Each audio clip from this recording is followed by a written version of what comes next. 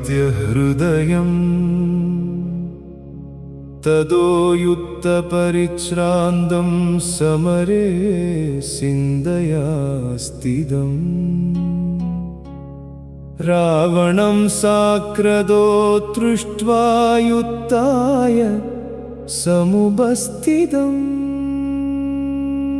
दैवदैश्च समागम्य द्रष्टुमप्यागदोरणम् उपागम्य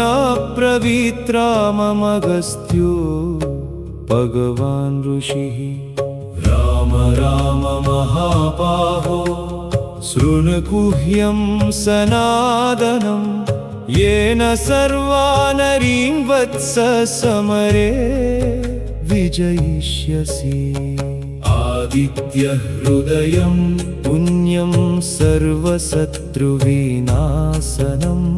जयावहं जपेन्नित्यमक्षयं परमं शिवं सर्वमङ्गलमाङ्गल्यं सर्वपापप्रणाशनं सिन्दासोगप्रशमनं आयुर्वर्धनमुत्तमम् लक्ष्मीमन्दं समुद्यन्दं देवासुरनमस्कृतं पूजयस्व विवस्वन्दं भास्करं भुवनेश्वरं सर्वदेवात्मयो येष तेजस्वी रश्मिपावन येष देवासुरगणान् लोकान् पाति कपस्थिति येष ब्रह्मा स विष्णुश्च शिवस्कन्दः प्रजापति मगेन्द्रो तनदः कालो यमः सोमो यपाम्पदि पितरो वसवः सात्या यज्विनौ मरुदो मनु वायुर्वह्निः प्रजाप्राणरुदुगर्ता प्रभाकरः आदित्यः सविता सूर्य खगः पूषा कपस्तिमान् सुवर्णशत्रुसोपानुर्हिरण्यरेदा दिवाकरः हरिदश्वः सहस्रार्षि सप्तसप्तिर्मरीषिमान् तिमिरोन्मदनः शम्भुस्त्वष्टा मार्ताण्डहंसुमान् हिरण्यगर्भः शिशिरस्तपनो भास्करो रविः अग्निगर्भोऽतिदेः पुत्रः संगः शिशिरनाशनः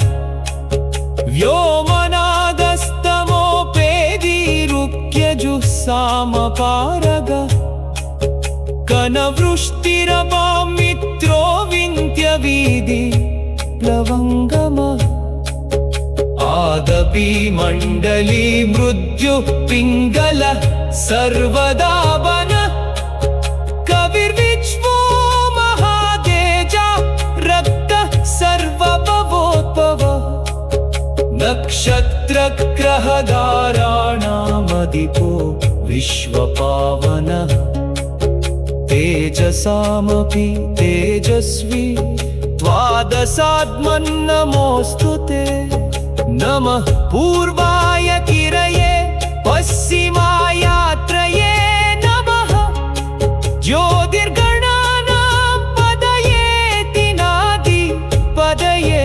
नमः जयाय जयभद्राय हर्यश्वाय नमो नमः नमो नमः सहस्रांशो आदित्याय नमो नमः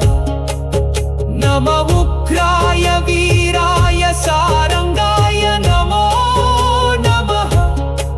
नमः पद्मप्रबोधाय मार्ताण्डाय नमो नमः ब्रह्मेशानाच्युतेशाय सूर्यायादित्यवर्षसे पार्श्वदे सर्वभक्षाय रौद्राय वपुषे नमः तमोघ्नाय हिमघ्नाय शत्रुघ्नायामिदात्मने कृदघ्नाय देवाय ज्योतिषापदये नमः तप्तसामीगरापाय वह्नये विश्वकर्मणे नमस्तमोऽपिनिघ्नाय ऋषये लोकसाक्षिणे नाशयत्येष वैपूतं तदेव सृजति प्रभु पायत्येष तपत्येष वर्षकेश खभस्तिति येष सुप्तेषु जागर्ति उदेषु परिनिष्ठित येष एवाग्निहोत्रं सफलं सैवाग्निहोत्रिणा वेदाश्च क्रतमस्यैव क्रतूनां बलमेव स यानि कृत्यानि लोकेषु सर्व एष रवि प्रभु येन मावत्सु कृत्रेषु गान्धारेषु वयेषु स कीर्तयन् पुरुष कश्चिन्नावसीदति राघव पूजयस्वैनमेकाग्रो देवदेवं जगत्पतिं एतत्त्रिगुणितं जप्त्वा युद्धेषु विजयिष्यसि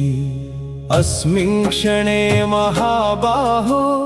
रावणं त्वं वधिष्यसि एवमुक्त्वा तदागस्त्यो जगाम च यथागतम् एतत् श्रुत्वा महातेज नष्टशोको भवत्तदा धारयामास सुप्रीतो राघवः प्रयतात्मवान् आदित्यं प्रेक्ष्य जप्त्वा तु परं हर्षमवाप्तवान् त्रिराचम्य शुचिर्भूत्वा धनुरादाय वीर्यवान्